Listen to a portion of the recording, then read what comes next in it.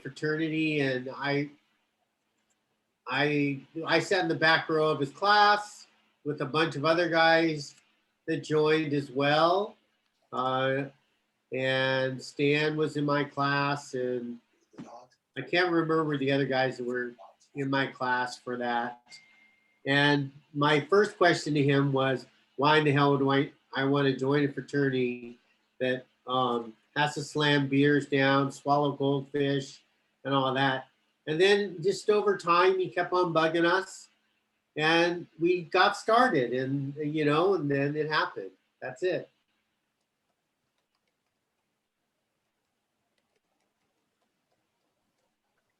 And Tom, what can you tell us about, I know that you mentioned something about there was a previous attempt to colonize Cal Mu in '79, but it failed. I remember you telling me something about that, as I recall. Right, that had started, Dennis being brother number one. Well, we all came in the fall of '79, but Dennis actually came on, I believe, in the winter term, so like January of '79. Is that correct, Dennis? Yeah, pretty sure. Yep. And then that first group, that first RD didn't succeed. Then we came on in the fall, the group of all the rest of the Alpha brothers in the fall of '79. And then Neil Blaze is one of three double brothers. There was actually a dorm fraternity that got folded into SIGEP. So there's actually kind of three webs that all led to SIGEP. So, oh, you set me up, Neil. That kind of raises the question. I mean, you were one of the first recruits of the new chapter. Yep. What made you want to join a new chapter? Oh, wow, that's a good question. Probably just the quality of the guys who were asking me to join. They were a good group of guys, a lot of fun to hang around with. Tom, of course, was a blast to spend a lot of time with, and Dennis as well. So yeah, it was just a good group of guys. We had a lot of fun together, and it was a lot of work when we were getting started. Yeah, I would imagine so. Jeff, I'm curious, what was the Greek system like before SIGEP and the manpower situation in the early years? There really wasn't much of a Greek system at the time. There were mostly locals. I can't remember how many, 3 or 4 fraternities and 3 or 4 sororities. There were a couple of national organizations. One of them was Circle K, which is affiliated with Kiwanis, and the other was Alpha Gamma Rho, which is an ag fraternity, a social fraternity.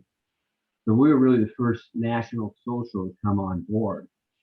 And the other ones were established. They had houses off campus. And there really wasn't much support from the school for a Greek system. They just kind of let them exist. And they fell under, what was it, the organization they had just to govern all student societies. It wasn't an IFC or the fraternity council or sorority council. And so they really didn't know what to do with us as we began to grow and become more of a presence on campus, and as the other organizations began to shift from being local to nationals as well, as it continued to progress. So there really wasn't a lot of support from the campus. We were sort of on our own. If anything, there was more resistance. Yeah, interesting. Dennis, I'm curious, what was pledging like when you guys weren't pledges yet? You know, when you have a new chapter and you're pledges, but you have no actives. We really didn't have time for pledging. We spent 24/7 recruiting. That's all we really did, and get the chapter so we could become a chapter, getting all the paperwork done, all the requirements and everything. So we really didn't have any pledging per se. I mean, we did events as pledges, but because we weren't brothers. But in general, I mean, really, if there was any type of pledging, it's probably when the San Diego State and Santa Barbara initiated us, or USC and ASU. sorry, bad memory. Yeah, CRS. Can't remember. The memories are fading, Dennis. Yeah, so I mean, I just think that it was really a constant effort to recruit people. Yep. And that's all we did. And we had some pretty drastic methods of recruiting people. I mean, we would even followed a guy for 2 hours and waited for him to get out of class. And then we kind of attacked him and said, hey, you want to join a fraternity? You know, so, I mean, that was the most drastic measure. I wouldn't recommend it today because people think we were stalking them. But yeah, so Dave, we really didn't have any pledging. We just did our own thing and just got to where we had to become a chapter. Yeah. Tom, one last question here. What was involved in being installed? Was there a ceremony? Was there how did that work? Well, the guys from the USC chapter from Cal Beta just came in cars. The guys from ASU came in on a bus. They did our initiation. That kind of contributed to, I think, as Brother Doug Lambell, which is here somewhere, he said that made it seem a bit scary because at least in, initiations after that, you knew who was initiating you. You didn't have them like rolling in to do something that you had no idea what was going to happen. And certain parts of the initiation are no longer done the way they were. So it was, but in terms of the actual installation, it was a banquet. We had a banquet on campus. The ASU guys and the USC guys and all the new Cal Mu guys and our parents. And it was just a celebration to celebrate what we had done in that 9-month period. Because it really was, as Dennis said, just all about recruiting. That's what we did. We were just constantly trying to replicate ourselves from that first handful of guys to a little bit bigger handful and so on, so we could get to the point where we could be installed. Wow, gentlemen, this panel has gone by super, super fast. I have like a ton more questions, but we've got a lot of other people that we're going to be visiting. So I want to thank all of our founding brothers for joining us tonight. When we come back, we're going to come back with our next roundtable in just a few minutes, where we will answer the age-old question: which generation is Cal Mu's greatest? Spoiler alert, it's 85 to 90. But first, I got a little something to share with you. Was recruited by Paul Wisen on a Wednesday to be the treasurer of the Alumni Association, and I was initiated the following Saturday. And then in about 1982, 83, somewhere in there, that's when some of the chapter people came to my office and said, we've got a problem, and we think you should do something about it. And I said, I can't do anything about it because I'm only the treasurer of the Alumni Association. I am not your chapter counselor. So they went away. They came back a day later and said, we still have this problem. Won't you deal with it? Would you at least come to a meeting? And so I said, okay, I'll go to a meeting, but I'm not going to do anything. And so I went to the meeting, and it was a horrible, horrible meeting. And went through it and went back to my office. And the next day, the same guys showed up. What are you going to do about it now? And I said, nothing. I'm not your chapter counselor. And so consequently, at that time, I didn't see them again until in August of that year. I received a letter from National, congratulations, you are the chapter counselor. And how that all paperwork got signed and everything else, I have absolutely no idea, except I did find out from National that the papers were signed by me, but I never signed them. There were a lot of problems, and so we just said we're going to straighten it out, or that's what we're going to do. And I was not very well liked, I'll put it that way. It was small. They were not very well organized. They were all a great bunch of guys as far as that went. And they worked at Rush, but they weren't very successful at it. And it was just basically trying to develop an environment in which to make this work. And that was one of the problems that they went on. And this lasted quite a while in terms of their getting organized. I mean, we were almost 10 years before we really started getting significant classes. And that was then when people started being a little more creative, is what they did for rushing. That became the big issue. So I remember the big disaster was going to be when it came down, the National said dry rush. And we were the only fraternity on campus that had a dry rush. Everyone else has wet rushes. And what are we going to do? And my response to it was, you just have to become more creative in what you're doing. And therefore, you will attract the people you want to attract. And of course, the thing is, in a wet rush, the problem is you're only attracting people who are looking for beer in that case. And they would come and they'd drink your beer and you'd never see them again, as far as that would be concerned. Whereas when we went to the dry rush, it really turned out to be very eventful, in that they had came up with a great many creative ideas, how to decorate, how to do this, and how to have bands and music and that type of thing. And you started attracting the right people, and the people who are going to actually be very effective in running the organization. The evolution is very interesting, and I think it's quite dynamic as well, as it changed from being an organization. And in fact, what happened initially was the person who was the president of the initial chapter, he left the school and went to the University of Oregon. So therefore, the first year, the person they had relied on to be president, the first full year, academic year, he wasn't there. So therefore, someone else had to move in order to deal with that. And they did in that case. And then, of course, they stumbled around for a while. And then they got into this problem before I came in to be the chapter counselor, and they were really all at thumbs at that point. And then we worked at it, trying to develop some structure and whatever. And then Bill Newland came in, and Bill just said, he wrote a letter, in fact, to a number of people who were brothers at that time, and just told them either they were going to straighten up or get out. And we reduced the numbers a little bit at that point, but then you ended up with more of a quality game than a quantity game. And that's what we started to focus on more and more, that you wanted the quality of the brother, not the quantities. So therefore, you may end up with 20 people, but they're not 20 people who are going to do you any good. You're better off ending up with 9 to 10 who are going to do you a lot of good.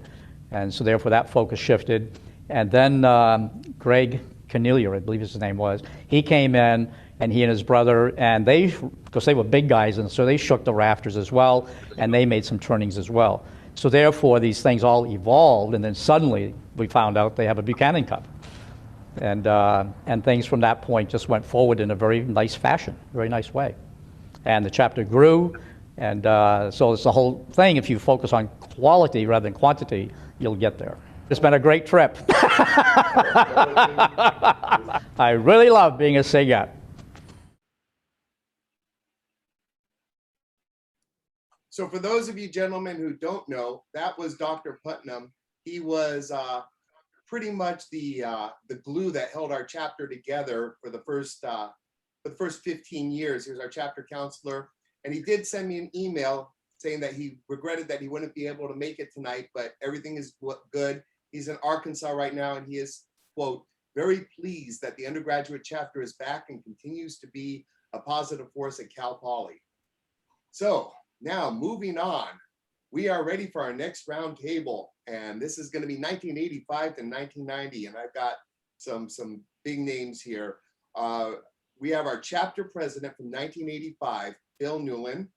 We have our chapter president from 1986 and our current controller on the alumni board, Ian Helmstetter. And we have our chapter president from 1987 and the current regional board of directors, Dave Calderon. So let me bring you guys up here. You should be able to unmute yourselves. I want to start with Bill.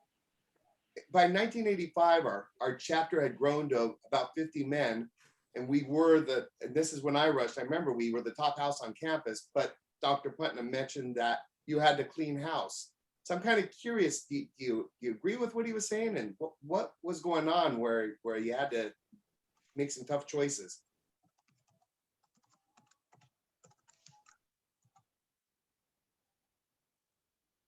Bill, are you out there? Let's see, Bill Newland. He's talking, but we can't hear him. I can hop on there. I'm muted, Bill. Although I don't see him being muted. Let's see. Might be his microphone. You might have a microphone issue. Hey, Bill, if you go down in the bottom right corner. Hey. Hey, Bill. Your fucking screen? You're still muted. But we do like the beard, Bill. Like Rasputin. Yeah. His beard is blocking the sound.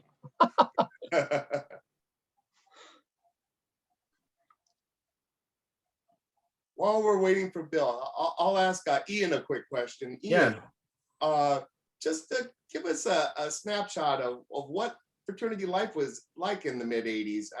What was the chapter like when you took over president?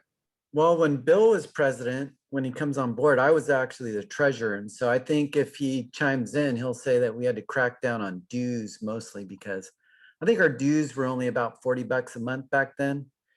And I think when I remember joining the fraternity with Greg and about 21, 22 other people, Saudi Shariat Panahi said that we could drink more than $40 a month in beer. So we all signed up really fast. But time went on and we had some situations where guys weren't paying dues, too much partying. And so it was basically Bill, Greg Cornelia, myself. Who else was there? I think we had the rush chairman was Mark Ramos at the time. And so we had to make some tough decisions. We used to meet in Bill's condo and Diamond Bar.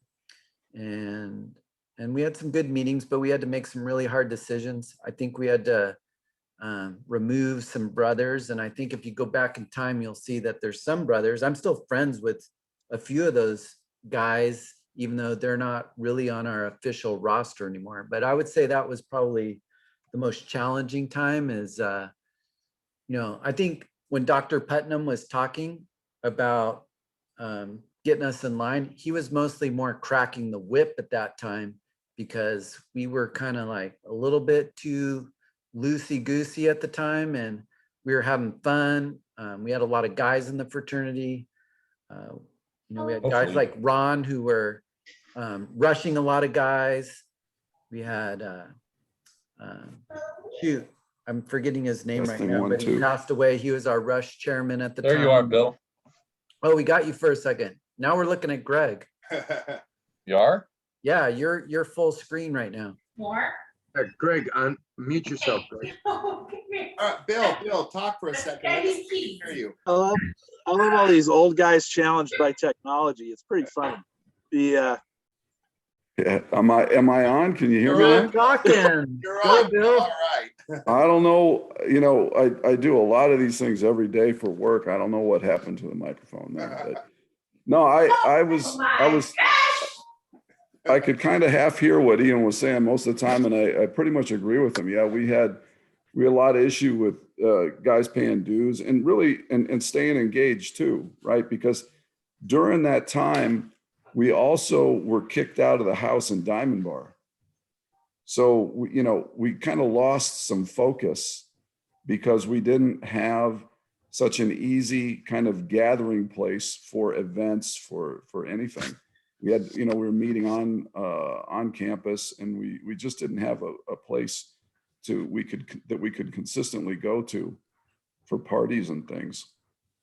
So we absolutely lost some focus. Greg Cornelia, yeah, I mean, he was with me every step of the way. And of course, Ian was the controller. Greg was a vice president. I was a president. And yeah, together between us, we realized that, yeah, we had to prune the vine, so to speak. And that, I think that kind of set the stage for trying to kind of clean up what we were doing as a executive committee and just trying to get people more engaged and get the money coming back in so we could kind of run the chapter. Nice. Dave, I've got in 1987, when you were president, we had the infamous horse stable meeting in Kevin Otero. Would you mind sharing what happened with that and what the outcome was? Yeah, that was it was a real transitional time, I think, for the chapter. We had a lot of the older guys who founded and a lot of guys like that, myself, Ian, Greg Hone, we kind of looked up to. It had really, at that point, we're leaving the chapter. you know, we were just kind of at a crossroads, and Kevin Otero was our regional director at the time. And Kevin went on to be like a huge, you know, executive vice president at Procter and Gamble, and lives in Scottsdale now. But he came in and really kind of threw down the gauntlet and said, you guys really need to step up your game. And I think it was that fall that we recruited, I think it was like 33 or 35 guys, who many of them went on, like Brian Daly, I think was part of that group, or maybe it was part of the group before, that went on to be chapter president when we won our first Buchanan Cup. And Brian went on and worked for the fraternity as a regional director as well. So that was a huge thing. But I think I'd really be remiss. I was really giggling watching that video of Dr. Putnam. That was kind of like my most dreaded hour of the week as president of the fraternity, was to have to go in and meet with Dr. Putnam. And I don't think I really got a true appreciation for him until after I was out. You know, and I remember I went back to Cal Poly right after I passed the bar and talked to him, and actually thanked him for, you know, the role he played in terms of my development, and also for us. He really was the backbone and glue. I'll never forget after that infamous, the very first road trip to nowhere party that we had, where we trashed like a brand new bus, and we're about to get sued. I see Raymond laughing on the yeah. It is fair. And you know, Putnam came in and just totally rescued us from ourselves, I guess, is a good way to put it. But I'd be remiss if I didn't say, you know, I really wish Greg Cornelia were here, and I really miss Mark Cornelia as well, who was my pledge master, Raymond's pledge master, Greg's pledge master, Ian's pledge master, who was very pivotal, I think, in my fraternity experience as well. So, you know, we were a good group of guys. We were kids, just like I think everybody on the screen was when they're in the fraternity. You're a man legally, but really we're still trying to figure things out. So, but you know, my involvement in SIGEP and my involvement in SIGEP at that time really kind of is the inspiration for me doing all the stuff that I do for the fraternity now. You know, like I said, great group of guys. Yeah, once again, I've got an hour's worth of questions and 10-minute segments. So I want to thank all of you guys. You guys are my generation, and you guys totally made my fraternity experience something that makes me want to come back. When I look up at you guys, it just brings me right back to what attracted me and made my college experience wonderful. Hey, Dave, can I ask one last question? Sure. Hey, Bill, did you ever find that pin? No, but I replaced it. Oh, it was after me though, right? That's right. The president's pin, right, Ian? I didn't get the president's pin when it was my turn for some reason. Well, you know, you gotta endure some hardship, Ian. Yeah. Sorry about that. Well, gentlemen, again, I want to thank you guys for everything and for joining us tonight. We've got another little surprise, and after that, we're going to find out the question: will Cal Mu ever get a Buck Cup, or maybe even two? So we'll be back in just a second here. So in 1995, we did win the Buchanan Cup in Orlando, Florida. So that was a great achievement for the fraternity. It was our second Buchanan Cup. Came about 3 to 4 years after our first Buchanan Cup, so it took a little time to get our second. So that was a great achievement at that point in time for the fraternity as a whole. You know, unfortunately, since it was in Florida, we had a very small contingent go to the actual conclave that year. We actually only had 2 members from the chapter that were able to attend that conclave, we were actually having a party at the Red Door that day in anticipation of hopefully winning the Buchanan Cup. And since we couldn't make it, I remember as president, I was actually unable to make it to that Buchanan Cup win. But we had the 2 guys give us a call, and it was just a magical moment at the Red Door. It just exploded, and we grabbed what we had, which was the first Buchanan Cup, filled it with beer, and started drinking from it. It was just an amazing experience. This has been a wonderful evening. I just wish that my little brother Rick Watson would have made it. Hey, Rick! Hey, how are you? Hey, be careful with my beer. Oh, sorry. Sorry. we had challenges in dealing with alcohol abuse and behavior surrounding alcohol. We had, in the time of the 80s, what was seen to be acceptable levels of hazing. We did various activities that didn't, today would be considered taboo, but back then, it was acceptable level of hazing, nothing that would reach the criminal phase or hurtful phase, but classified by today's standards as hazing nonetheless. When I came in with a class of 20 plus. The pledge classes kept getting larger and larger and larger. So we had a bunch of guys, a bunch of personalities, and it was just trying to mesh, get everybody together, getting everybody on the same page. At sometimes we were just getting too big for our own good, you know. We had, as far as our incidents with alcohol, you know, we had parties where alcohol was present and individual behaviors got out of hand, property damaged, etc. And that kind of like the worst what was going on. The best was going on is we had a great deal of brotherhood events. We had activities that brought the brotherhood together. Our meetings were fun and jovial, and our outings were fun as well. We had a lot of cute girls with us. Why did you join SIGEP? Why do you think I joined SIGEP? I'm sorry, we can't answer that.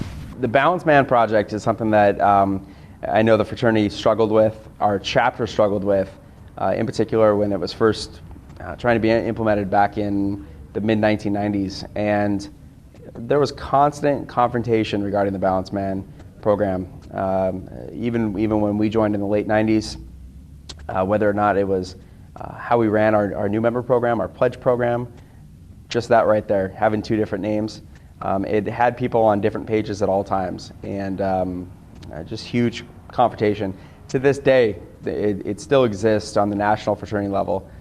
Whether you're at USC and you're on the pledge program, whether you're with Cal Mu and you came through on the Balanced Man, the new member program, constant confrontation, constant headbutting on how you're running things.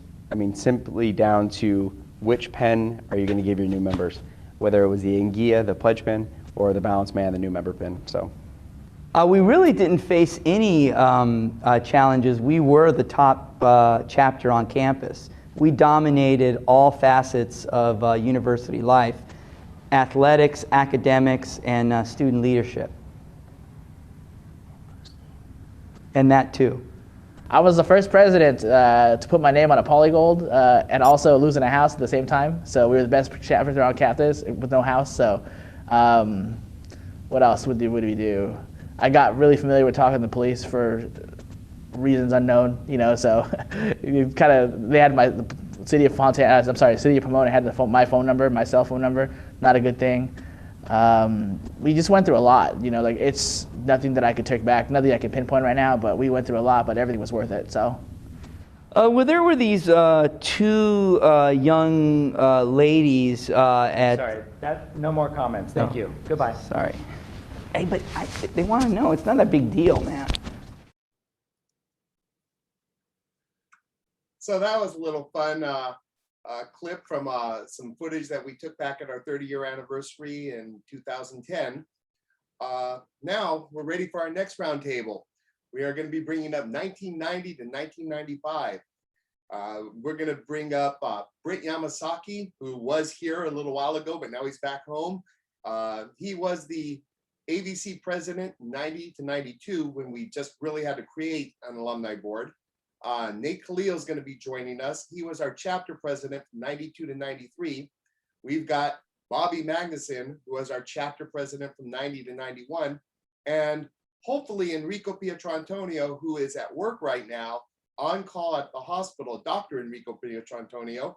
But if he's able to join us, he was our chapter president from 95 to 96. So I'm going to start with Brent. Brent, in 1989, you, Nate, and a bunch of us were part of the group that went to the St. Louis Conclave. And we were all kind of hoping to get a buck cup until we started hearing the qualifications of the chapters that actually won and realized it wasn't going to happen that year. can you share a little bit about that conclave, what the impact had on us and what we did about it? Yeah, sure, Dave. And hey, everybody, good to see you. Yeah, like Dave Calderon said, you know, it was a kind of a rebirth and we'd been a number of years into it. And so we were pretty confident. You know, everybody was working hard. We had good quality guys, hitting all the marks we thought. And then when we went to conclave, you know, we didn't get anything. And maybe we were most improved, you know, but they don't give out sportsmanship awards at conclave. And so we went back to the hotel room, all of us, and we were pretty dejected. And we had a chapter counselor back then. I don't know if you all remember Brad Hanford from that time. And he was a great guy. And he put it to us straight. He said, you guys have gotten way better and you have a lot to offer, but you're really not in the top yet. And so he had us actually sit down, and everybody's feeling miserable. He had us write the mission statement. And from that hotel room in St. Louis is where we created the mission statement. And it was the guiding light for the chapter over the next couple of years. Everybody worked really hard on this. And, you know, Dave mentioned the alumni board. We tried to shore that up too and make that more visible. But the combination of that and the chapter working really hard together, I think really pushed us over the top. And I think it was in 91 where we won the first Buchanan Cup for Cal Mu. At 92. Or 92. 91, my bad, 91. Yeah, so I think that was a testament to, you know, the journey that we'd been on, and just how much that kind of galvanized the chapter and the quality of all the guys that, you know, put their heart into it. And, you know, that was just the first of many Buck Cups. It's pretty phenomenal. Yeah, Bobby, I want to pick up where Brent left off, because you were president after we came back from conclave with the mission statement, and your tenure kind of helped set up all the pieces for us to get a Buck Cup. So I'm kind of curious behind the scenes, because I had already graduated at that point. What changes did the chapter make in order to bring us over to the finish line? You know, Dave, it was a matter of everybody picking up the slack. I mean, I look back and I remember guys like Rich Henderson, right? Rich had a pickup truck and would go anywhere, pick up anything, do anything for any brother. And then you look at the talented athletes that we had. I mean, John Mickle, who was the 3-point champion in college basketball, was heading up our basketball and volleyball programs. We had just a phenomenal group of guys just picking it up in every aspect, from academics to sports to scholarships and then to philanthropy. So we didn't have one weak link, Dave. I mean, seriously, we can talk about mission statements and visions and all that, but those guys were just phenomenal. And we all had a mission to bring home the Buchanan Cup, and they did it. So super proud of that era and that time. And Nate and Brian, I mean, they did all the work. I mean, honestly, it was just a great time to be part of Sigma Phi Epsilon. I remember the numbers, Dave. It was phenomenal. We went from 48 guys in 1985, 86 when I joined, to over 120. We're the largest men's fraternity on campus at Cal Poly Pomona. And that was just a testament to the rush efforts that we had from all the great bros, man. It's a good time. Awesome. Nate, I want to pick up where Bobby left off, because you got to be the vice president with Brian Daly, who's president, who can't be here tonight because he has a family commitment. But that year, we went to Washington, D.C., and we kind of bring us through what our attitude was going to Washington after losing it in St. Louis and the first Buck Cup. Yeah, man. I actually was vice president under John Ireland. Oh, my bad. Yeah, but Daly was right after us. But, you know, I think kind of taking a step back and from where Dave Calderon kind of left things off, where we got to talk about, and we were that pledge class that had just come in. So we were a big pledge class that had just come in after kind of being threatened to take our chapter away. And I remember Amir Bagai was Rush chairman, I think, while Dave Calderon was president. And, you know, he really kind of instilled in me that how critical it is, because we're a group of young men, and the biggest part of it was how to grow the chapter and get the quality of people that we want, and to actually be aggressive about it. So while other chapters just had their tables out, we walked the campus and we would just go and talk to people. And so it was a lot of fun. We brought in a lot of new faces that way. And like I said, we were a good chapter, I think. But we weren't really too involved with the university per se. For example, the year I pledged, we were playing like the ski club in flag football versus the other fraternities. So we just, I don't think we're quite as organized as we could have been. And then and that just really, I don't know, we got involved. I mean, we had Jose, who's here tonight, be the first, as far as I know, university president. And then and others. So just a lot. And then we had IFC. We joined IFC. Then we had IFC presidents back to back to back. So we just kind of took over. And it really, like I said, the big part for me was we had really creative minds like Brent Yamasaki, who was Rush chairman that next spring, I think. And he was a great artist, a great planner. And we had events like a gong show and bikini contest was mentioned. We'll leave that on the download, but we had like the gladiators, we had heaven and hell party. It was just, we went all out, balls to the wall. We had volleyball events during the day at school in the quad and stuff. So everybody started to know us and take notice. So it was just a lot of fun. We made it fun. We worked hard and we became leaders. Awesome. Yeah, that was a golden era in our chapter, one of several. Enrico, I hope you're out there.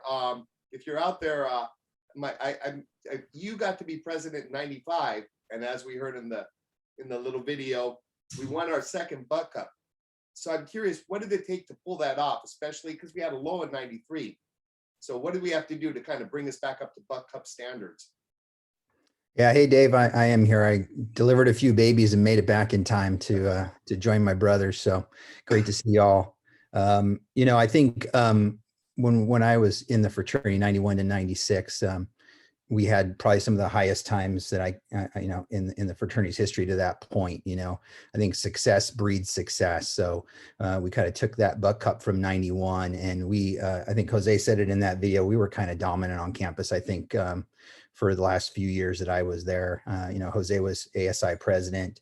Right behind him was John Hayes, my pledge brother, ASI president. We were dominant in the sports. We were biggest chapter on campus. So, it was an amazing time being able to recruit great guys. Everybody was dedicated to the fraternity and really flying. I think, the end part of when I became president was when we kind of rolled in Balanced Man program. That's got a little bit bumpy because we started talking about changing the pledge program and switching things around, and lots of things were changing in the world at that point in time, and lots of things have changed since. So we lost some brothers in that process, changing from a pledging system to the Balanced Man program. But it really was a time of dominance for SIGEP, especially kind of that tail end, 94, 95, 96. Second Buck Cup in 1995 was amazing. Wow. Well, once again, you guys led us through the first half of the 90s, which was amazing. But once again, trying to cram 5 years into 10 minutes. I could talk to you guys for hours. But we have something else to show you, a little more video. And when we come back, we're going to be visiting the 95 to 2000 guys, where we had a huge chapter. We had to deal with the Balanced Man project and some other stuff. We'll be right back. Some of my best memories as a SIGEP is winning the Triple Crown. That probably tops it all. It was awesome winning the Ironman Award, Poly Gold, and the Greek Week Award all in the same year. Something that never happened on the Cal Poly campus before. So it was an amazing accomplishment. So the thing that I think really marked my era was the fact that we lost the house on American Avenue, the Red Door. It was a great time, a great party that we had, but that one party did lead to us losing the house, unfortunately. The party was actually SIGEP de Mayo, and it was the second time we had SIGEP de Mayo, and we just went all out. We had a donkey, we had girls in bikinis, we had giveaways, we had a taco man, we had a waterfall that our engineers and architects built up over a 2-story house and into a 3-foot pool that they have built. We had 1,500 SIGEPs and girls, and it was a great night. It was a great party, and I think at the end of that party, there was about, I'd say, 2 tons of sand on the property. It was a big property, and the sand was about 3 feet deep all across the property. I'd say the property was at least half an acre. So needless to say, we weren't able to clean up the sand in time, and we did lose the house, unfortunately. Now, in retrospect, being a couple years older and more mature wasn't the best idea to do, to cover the whole property in sand.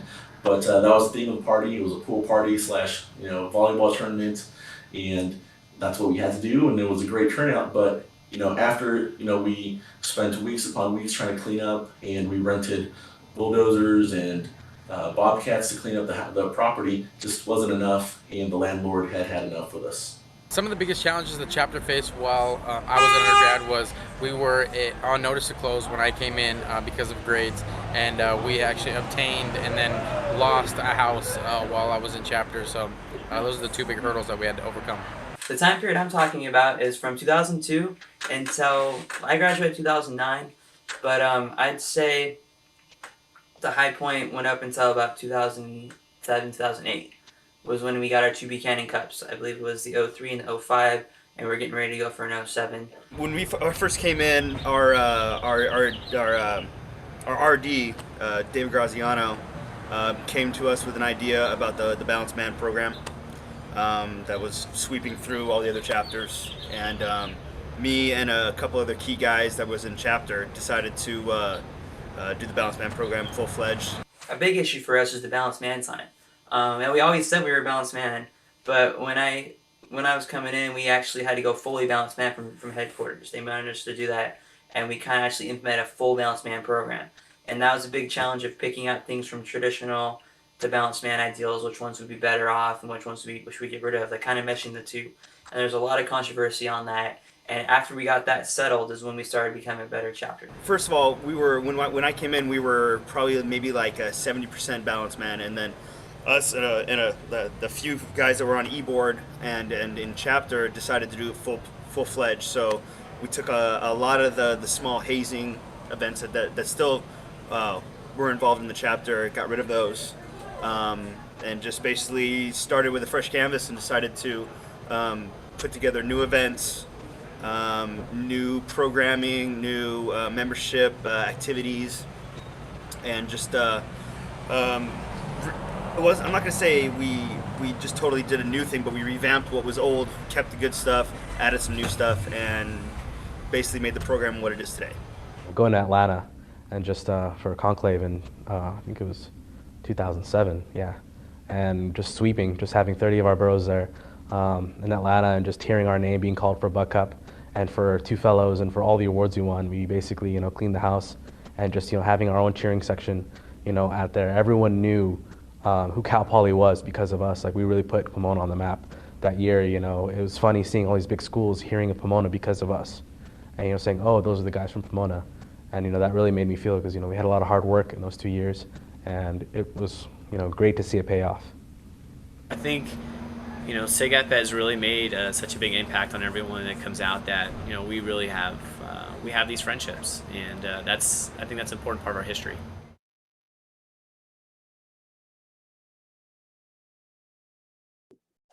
All right, we're back, and we're getting ready for our next roundtable, the 1995 to 2000 roundtable. And we've got our A-list big heavy hitters here. We've got Kerwin Esparias, who is the VP of programming, and he was the producer. I can't give enough credit for how he organized our whole ritual shoot, the filming of that. And he's one of the heavy lifters in our ABC. And we've also got Tony Pham, who was the chapter president in 2001. Come on down, Tony. Come on down. We've got James Monks, who was chapter president in 1999. And we have one of the leaders of his generation. We have Fabi Badiola. And so welcome. Oh, we've got Kerwin and Tony together. Okay, that's cool. So, Oh shit! With James, a constant thing that I was hearing in a lot of the commentary was implementing the Balanced Man program and the struggles that went along with that. Can you, for some of the old timers who don't know what the Balanced Man program is, can you kind of share what it was and some of the challenges that it created? Just that transition from, as you mentioned earlier, the wet rush to dry rush, but also our Balanced Man scholarship lunch was a big piece of recruiting that had shifted huge for us, because there were years that were great and there were years that we just felt like we got burned and we didn't get any of the candidates that we wanted. But it was a, thanks to Dave and some other folks that were there years and years before, they helped coach us through it, and it turned out okay in the long run. Nice. And for some of you old timers, so essentially in the 90s, National created this Balanced Man program where they got rid of traditional pledging and went to kind of almost a Boy Scout model where you had a Sigma, a Phi, and an Epsilon challenge, and your development went throughout the entire fraternity experience. Fabi, I'm kind of curious, what were some of the most memorable moments of your time here? Some of the challenges that you faced back then? I'm sorry, say it one more time. Tony was talking. When you were inactive, what was some of your most memorable moments? What was it like back in the late 90s? That's a great question. You know what? A lot of the rush events, road trips to nowhere were amazing. When Escalera used to do the LA Kingston tour things, those were really cool. Reno, obviously the initiations were huge. When you guys did the ritual, that really brought a lot of us back. We're talking about that a lot. So just hanging out at lunchtime or whatever, and a lot of those things were really, really cool. I'm glad to see you guys are still hanging out together. Kerwin, when we kind of heard about some of those big giant parties from the time, like Sig Up de Mayo, so kind of set the stage. What was the chapter like? How big were we? How dominant were we back then? So I rushed in fall of '98, and I rushed because Dominique Padilla stopped me on the way down to the bookstore, my first day on campus. Me too. And Dominique said, "Hey, you look like you play football. We're playing catch, and we have free hot dogs. You want to stick around?" Free hot dogs? What? And yeah, exactly. Hey, if you got free food for me, I'm all yours. And that's how my journey in SIGUP began. And I think, and then Monks and Fabi and these guys who were already in chapter probably have the stats better than I do, but we're probably a 60 to 70 man chapter at that point. Higher. They're saying higher. I think the actual number was 82 at its peak.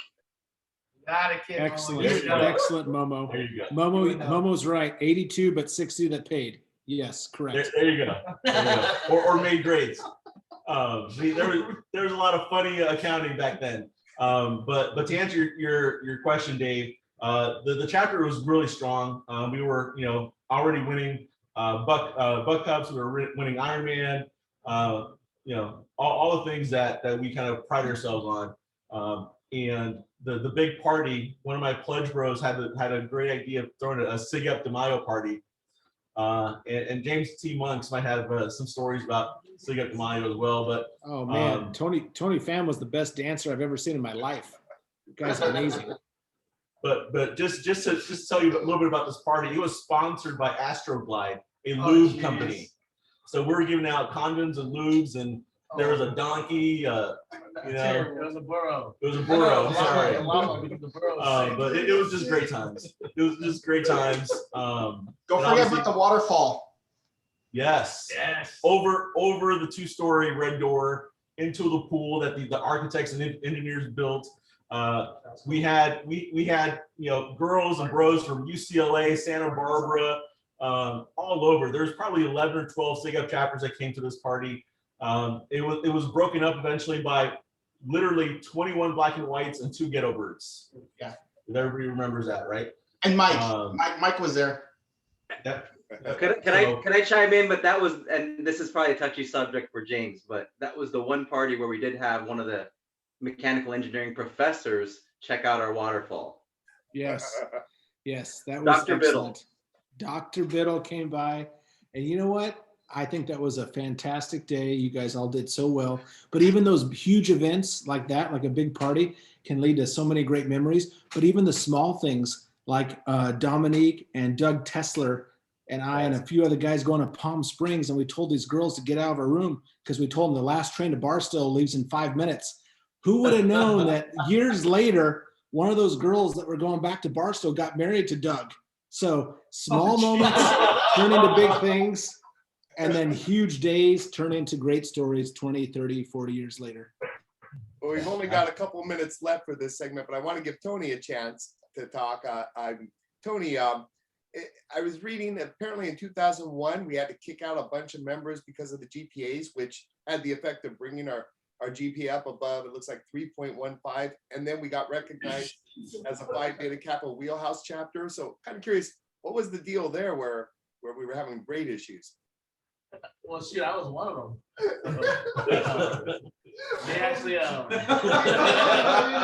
They actually had to change the bylaw so I could be president. I remember that. So, and that's the honest truth.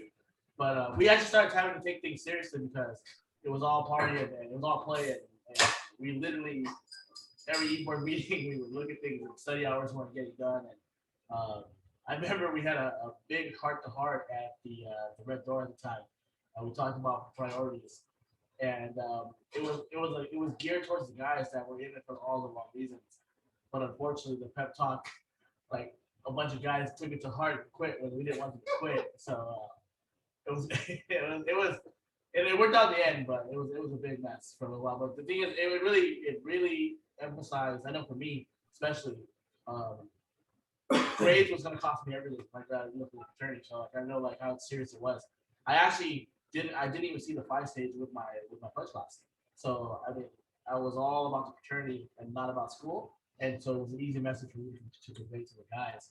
And but we had a serious problem because we were doing super well in athletics. We were doing everything that we needed to do except for the one thing that was to focus on that diploma. And so once we got that message across, it changed pretty quick. Tony, actually, I think our class had to delay our 5 process because only 5 of us made grades.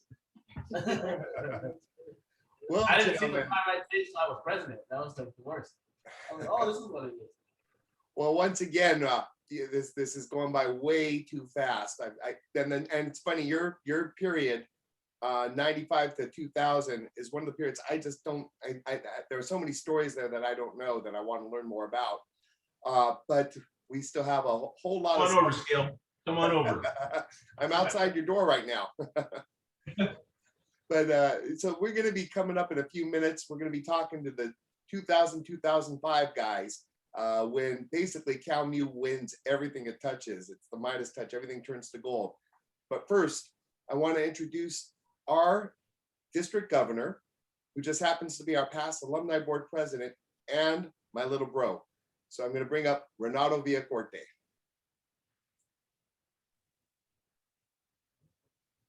Is this thing on? You there, Renato? I think I can hear you. Can you hear me? Yes, there you are. We can hear you.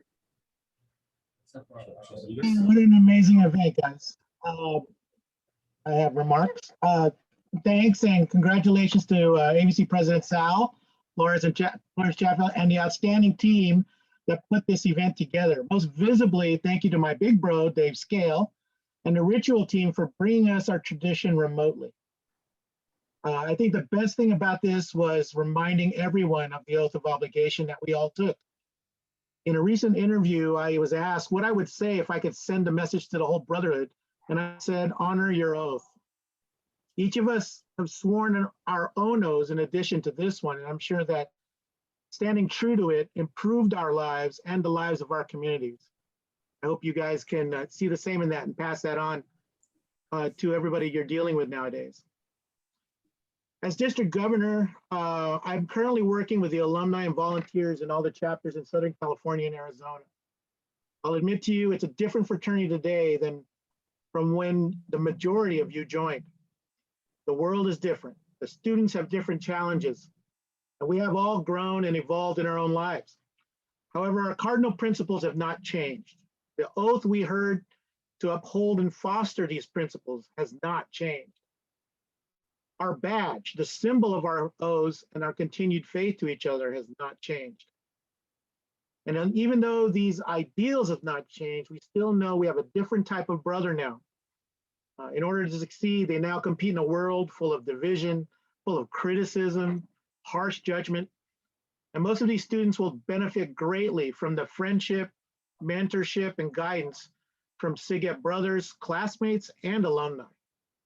Probably the best testimonies will have come from our brothers here tonight who have sons that also joined, the fathers of our legacies. I can see Mark Hornstra, Todd Bowers, Tom Wiggins, who all have brother sons, which is amazing. That said, I'll just make my pitch now that we need more volunteers. We need mentors, we need career coaches, and multi-purpose contributors. And we could definitely use more donors. If you haven't already seen it, there's a national program around the country for matching career coaches to our undergraduates. This would be a great way to make a one-on-one connection to a younger brother that may be pursuing a career path similar to yours. This is just one way to give some of your time back to the fraternity. You can hit me up if you want to learn about other ways to contribute. But lastly, I'll just want to thank all of our Cal Mu volunteers. As Dave will attest, we see Cal Mu all over the map contributing to the fraternity. In Arizona, in Utah, in Washington, there are chapter officers. And now we have an officer on the national board. Our volunteerism was a hard evidence that really brought our chapter back at Cal Poly. We ran a quality program, which is evidenced in the amazing attendees here tonight. We're expecting to build another strong Cal Mu in our near future. I'm looking forward to seeing all of you when we get our new charter at a date yet to be determined. But until then, I'm still in West Covina, and I'm down to meet up wherever I can, guys. Thank you. That was 5 minutes. You nailed it. Thank you, little bro. All right, now we are moving on to 2000 to 2005, and representing this time period, we have Matt Robinson, who was the 1999 and 2000 VP of Finance and is now a corporate banker, and we have Brian Clark, who is the president and IFC president in 2002, and then went on to become a regional director. And finally, we have our current ABC president, Sal. All right, so let's start with you, Sal. Your generation kind of set the stage for the third Buck Cup. So I'm curious, with under your watch, now we're starting to grow. What was our chapter size like, and our status on campus? Yeah, to be honest, you can go ahead and go to Roberson and the other people, because I'm a little bit after them. Okay. So I'm drinking this guy right now. All right, let's start with Matt then. Tell us what the chapter was kind of like under your watch. I got the books as the CFO, and we were overdrawn by like $6,000. Yeah, Steve. And it was a good time. So the chapter was good. We were firing on all cylinders. Everything was good in that regard. Yeah, we had a couple banking issues that we had to initiate Robernomics, which was kind of cracking down and making sure that people pay their dues, which enabled us to build up a nice war chest for some good parties such as SIGEP de Mayo, which kind of took that war chest back to zero. And this is that. So chapter was a great time back then. Nice. Yeah, that's what you were saying. Is you were the money guy. Brian, you were obviously a huge influence during your tenure. What were some of the big challenges that you faced when you were president? I wish I could remember, so long ago. I don't know. I mean, I think we were always just, I don't know if I call them challenges. We were always just trying to be successful. I think that's my biggest memory, is that being part of the organization and always feeling a responsibility to be successful, right? So that's why we felt filled leadership positions, got involved, cared about each other. So if those were challenges, there you go. Those are the ones I remember. Well, like, how big was the chapter back in those days? I don't know. Whatever Kerwin said. What did they say? In the 80s, Momo gave a stat in the 80s. We got to about 100 by the time we left. Yeah. I mean, were they actually members? Who knows? Sometimes, maybe paperwork got lost, but there was, I think, if we can remember, we always did, I think, took recruitment seriously, had a strong effort, recruited a lot of people, recruited people who, were wanted to be successful, wanted to get involved. And I think that's really was what I remember, in terms of helping lead the chapter. And so, some of these people I went to high school with, and then went to terrible high schools like South Hills. So, we'd still let them in. That's Sal. Well, I mean, if you look at the room, Covina dominates. But yeah, who's in charge? Sal, and who put their fucking nuts on the table to lead this motherfucker through where we're at right now? Whoa! Whoa! Whoa! Next level. Whoa! Drop the mic. Hey. Yeah. Not anybody hanging out with fucking Kerwin. Not fucking BC. Not fucking BC who was hanging out in fucking Irvine. It's me, right? South Hills. You're welcome.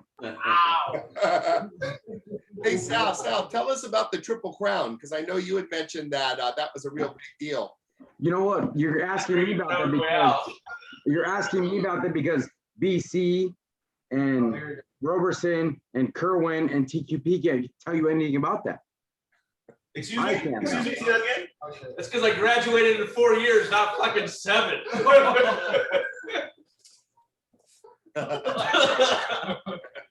Were you still talking, or you want me to rub my hair again? I'm waiting. I was gone. Oh, damn. So, winning the Triple Crown was... Next caller, please. Next caller. Yes, thank you. It was fun. We had a good time. So what was it? What were the different things that you had to... What was the Triple Crown? It was Poly Gold, Ironman, Greek Week. It was a great time. Nice. And then we capped it off with the Buck Cup, right? Capped it off with the Buck Cup and Greek Man of the Year. Now, were you there at the Buck Cup ceremony at that conclave? I mean, yeah, we were. We had 30 guys there. So yeah, we were there. A little different than under Enrico's watch when there were only 2 that showed up that were able to make it. Yeah, different than anybody's watch, but yeah, we were there.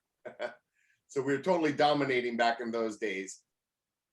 I mean, yeah, very, very cool. If you want to call it dominating, I'll call it dominating, sure.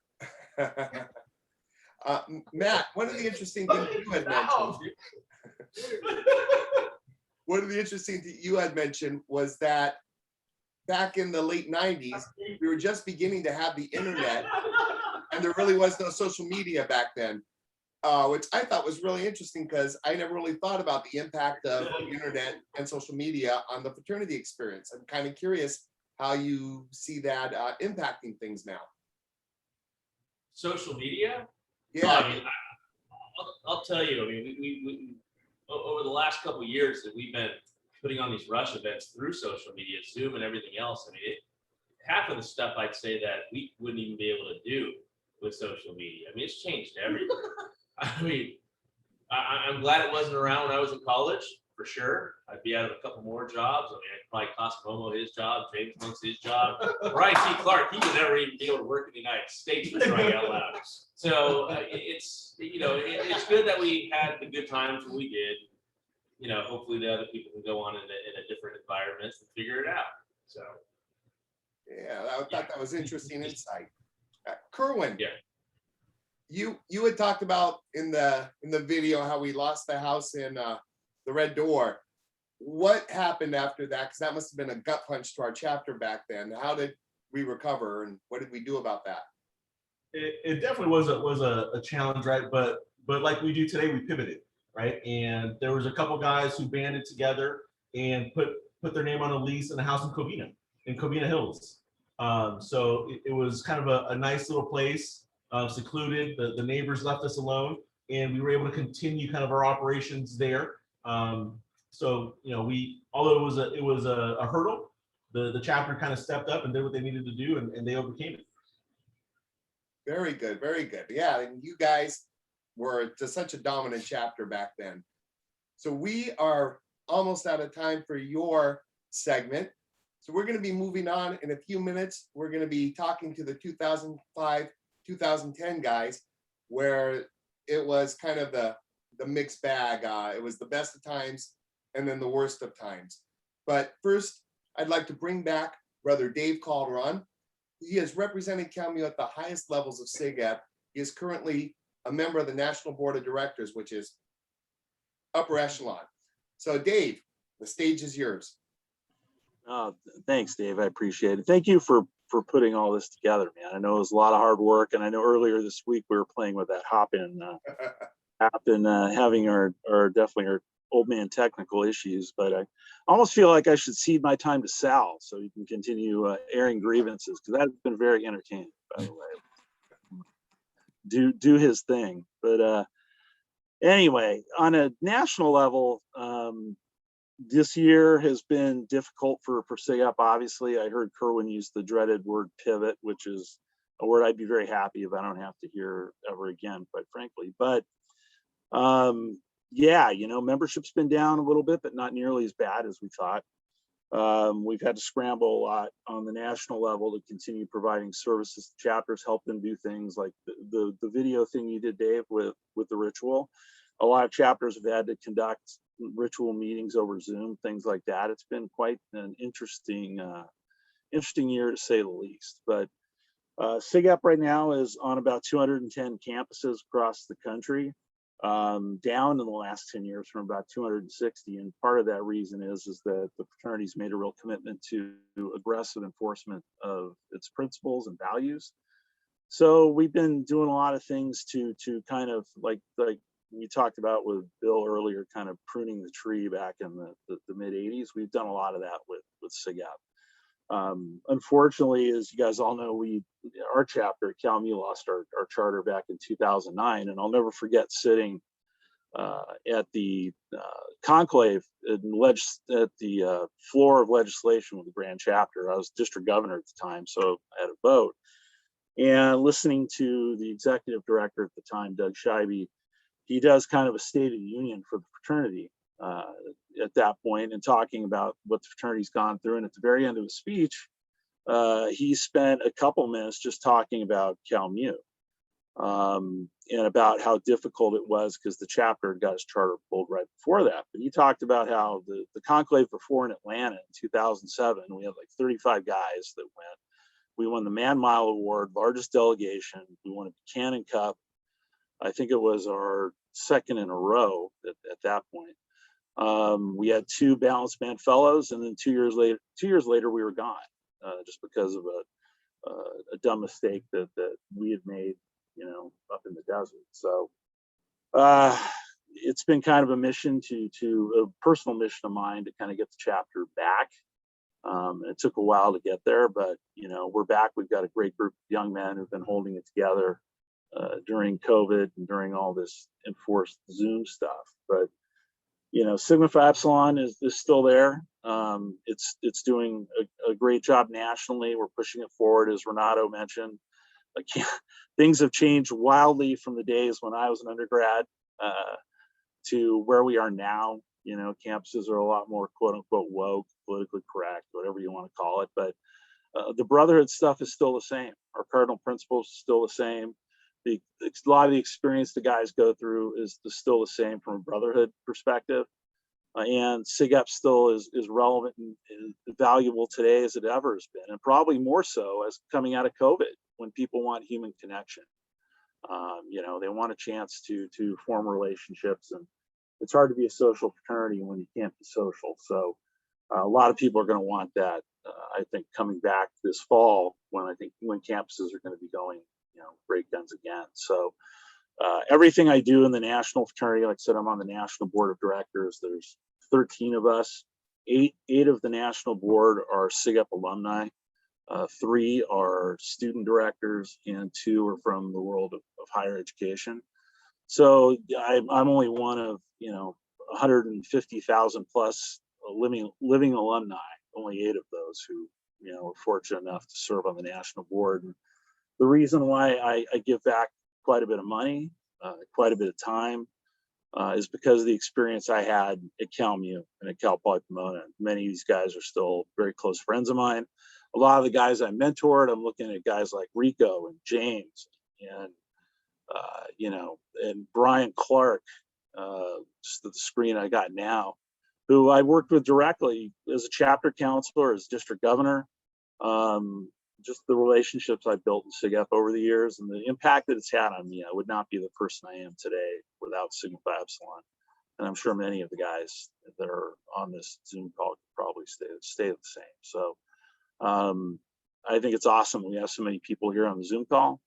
I think it's incredible that we have, it's great that we get a chance to reminisce and talk about the old times and things like that. But I think it's even more awesome that we have a group of guys who are living the experience today at Cal Poly Pomona. So Dave, I'll throw it back to you. And again, thank you for putting this together, man. I know it's a ton of work, so definitely appreciate it. Well, thank you, Dave. You were my pledge educator. Hopefully some of it rubbed off. All right, now moving on. We are going to talk to the 2005-2010 leaders of our fraternity. We've got Damian Dofo, who was one of the real active brothers in that time. We have our chapter president from 2006 and 2007, and a past ABC president, DJ Ariano. And lastly, we're going to bring out our chapter president from 2008, Roger McKinley. So DJ, I want to kind of start with you. What was this? Tell it, kind of set the stage. How big was our chapter at this time period? How dominant were we? What was Cal Mu like in those days? Yeah, thanks, Dave, and thank you so much for that ritual video. That was absolutely amazing, and for tonight too. Yeah, so I came in 2003, and then I attended conclave that first 6 months, and we got put on notice to close at that conclave. So that was kind of what I came in at, and then the chapter really kind of came together. The next e-boards, guys like Sal and Dizon, Harry, Marshall with hair, not the bald one, really came together, and we really kind of turned things around. We didn't have a house, so that was a hurdle that we had to get through, where all the other chapters on campus had houses. So we kind of just came together and really just started, working as a chapter, doing rush, focusing on Greek weeks and polygolds and the things that would, people look for in the butt cup. And even though that was kind of a lofty goal, from 2003 and then 2005 when we get to Nashville, and then we got that. So I don't know if you guys can see that one. So that's one. And then we just kind of continued our dominance. I mean, I think we had like 115 guys without a house, won absolutely everything. So it was pretty awesome. And then we rolled into Nashville. I think you guys already told that. We had like 35 guys. Sal convinced ASI to give us like $20,000. I didn't even want to know how that happened. So we convinced the school to give us $20,000 through flew 30 guys to Atlanta. It caused a lot of trouble, but we ended up, like I said, winning 2 SIGEP fellows, which I think Subaki's on. We won the Man Mile Award. We won the largest delegation, and then we won the second one of those. Let me just throw that one there too, so Kerwin can take a look at those. It was just a good time. I graduated in 2009, like right after we lost our chapter, but I was alumni at that point. But in 2009, we would have won our 3rd consecutive Buck Cup. So it was just really a good time with really good people who really cared and really, cared what SIGUP was. We ran a good balanced man program. And we were involved, like I said, we were involved through going to Carlson's, going to Ruck. So it was just a good time. We had a great time, and everybody, was there for each other. So Nice. Damien, curious about what were some of your favorite memories back in that time period? He may not be here. He did warn me that he may have another commitment. So he's drinking wine or something. I don't know. I'm going to assume Damien is not able to make it. So then, Roger, I've got a question for you. You had mentioned that managing a huge chapter was really challenging when you were president. And when I'm hearing the numbers, like an over 100-man chapter, what were those challenges and how did you deal with them? Well, I'm going to back up a little bit because I came in 2002. So I fell under Sal and DJ and Dofo and Harry Jang and fucking Marshall. They both had hair then. But if you look at them now, you should pull them both up. They got the same hairline. I haven't seen you guys in like a decade. Hot damn. The thing that we got taught by, people that were supporting the recruitment table, like Kerwin at the time, and Dizon, and, guys like my Rico, not your guys' Rico you talk about, and Zimmerman. We got taught to hustle the leaders of everything, ASI, IFC, Alumni Association. That's what we went after. That's why we had dominance on chapter. And everybody touts that we dominated since the 90s. I don't believe that. There was plenty of other chapters that had lots of guys, and we had plenty of times in there we were down to 60 guys in fall, and we never had a house. And when we did have a house, they lost the red door. I don't know how that fucking happened, but waterfalls and donkeys. Man, managing a 100-man chapter, I still talk about that right now. And DJ can attest to that. He had 2 years prior to me coming in running that. That's no faint sight of 18 to 24-year-old males wanting to do nothing but, fuck chicks and party. GPA was our hardest thing to manage, nonetheless, running that accounting side of it. So everybody wants to talk about how balanced man we were and all this, and a lot of that's bullshit. I'll just cut to the chase on that from that standpoint, and running my own businesses. And we got a lot of people in here running their own businesses, doing that kind of stuff. So, and we are at the pivotal point too. We are at definitely the highest point of everything we had done. And we had young guys step in and not follow what we did and being true balanced man. And really our alumni kind of screwed us in that. Luckily we got new AVC stepping in, moving us forward in this new century, or decade, whatever you want to call it. And really, I think Calderon kind of touched on that.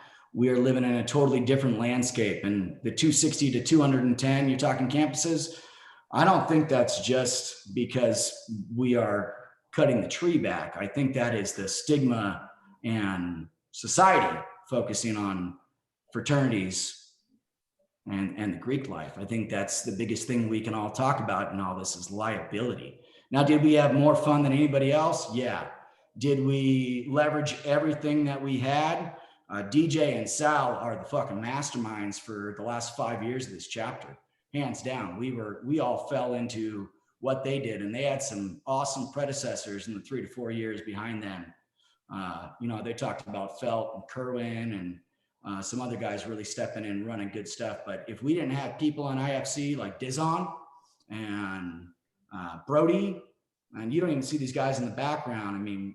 Some serious hitters. Phil Kaufman hosted Road Trip to Nowhere. We wrecked his parents' house 3 times. Yeah, you're laughing about that shit.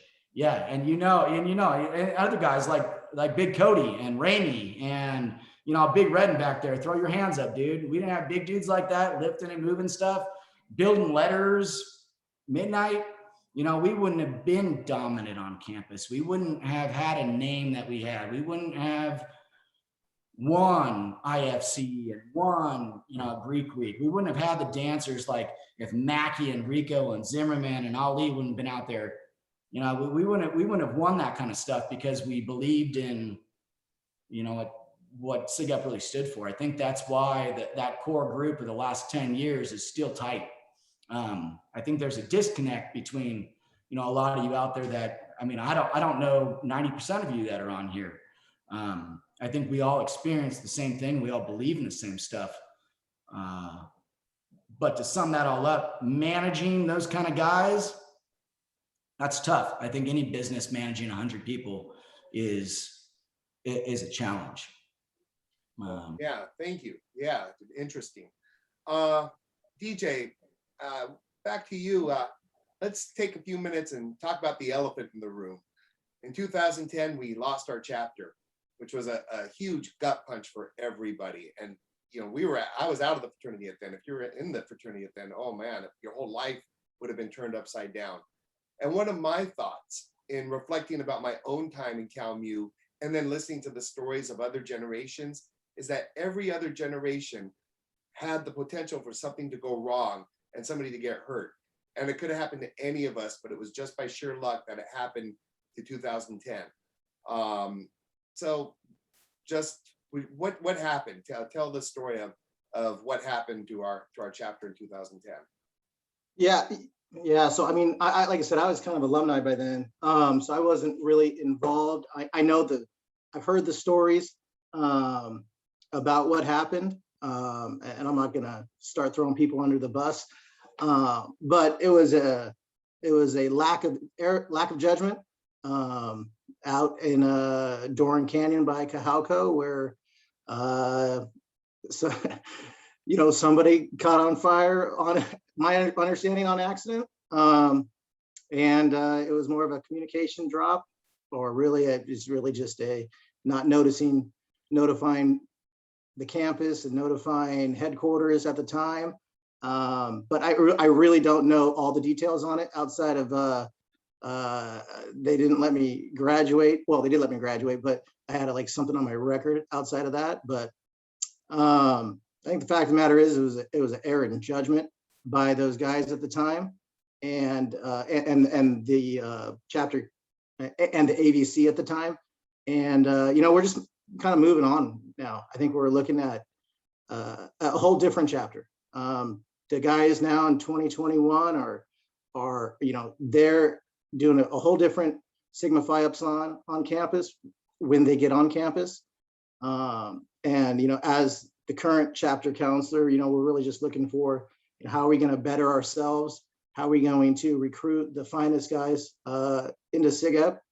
And hopefully come this time next year, we'll be on the way to have a charter. So that's really what we're looking forward to. I don't want to really, touch on the past, like I said, because I don't have that much knowledge of it.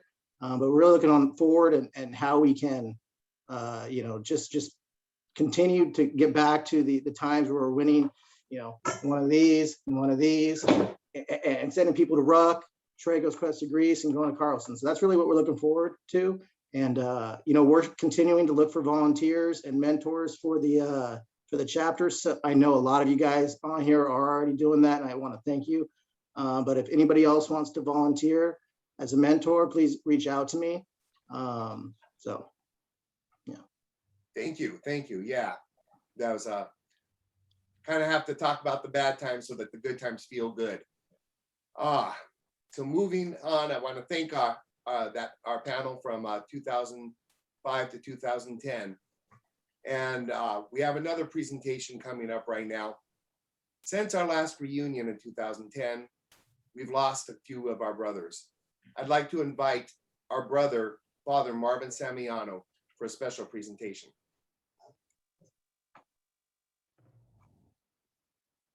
Good evening, brothers. While some mourn the loss of a son, and others the passing of a devoted friend, we gather this evening to honor the memories of two of our departed brothers of Sigma Phi Epsilon, Albert Johnson and Tom Trauger. With a true heart, our brothers were shields of defense to those less able to bear their burdens. Like all the spiritual brothers of the Golden Heart, they answered the challenge of the fraternity with virtue and diligence by filling their appointed places in their families, in their communities, and in our fraternity. These brothers to whom we bid farewell bound their hearts with the hearts of their brothers, the ties of fraternal love. The unity of brotherly love draws us to console those among us who knew them well, remembering we are admonished to be kindly affectionate to one another with brotherly love.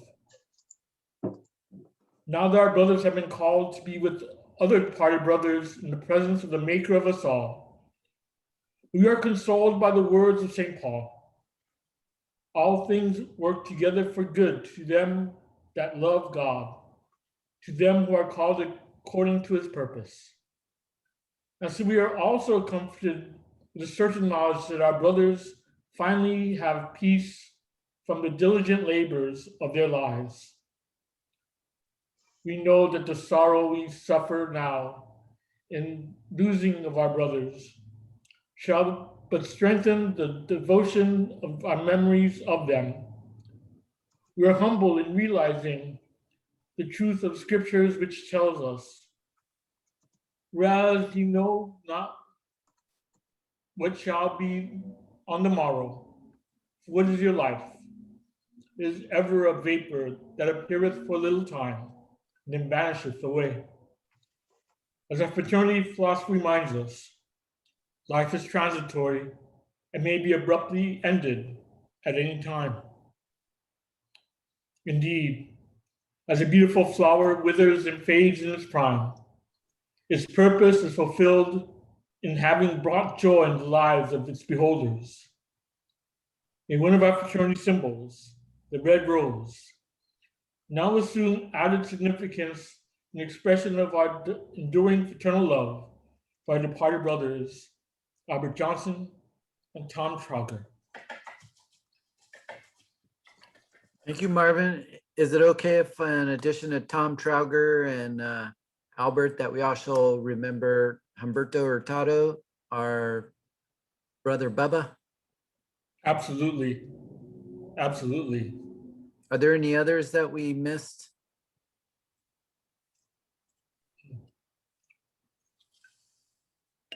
Dear old eternity of my life through, I'll love and cherish the memory of you.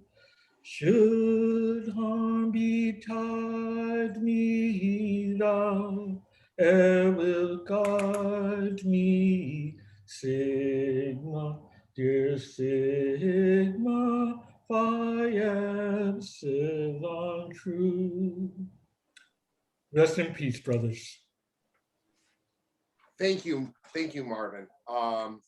That gentleman is, by the way, our fraternity has a ceremony that we use to honor those who have passed. This is our virtual version of that ceremony. And I'm just gonna, I know I speak for a lot of people in our chapter, that you, as you, Marvin, set up a sense of comfort for our brotherhood. And I couldn't think of a better brother to represent this portion of our presentation. Thank you, Marvin. Thank you, brother. All right. Now we are coming down to the final stretch of our formal program for this evening.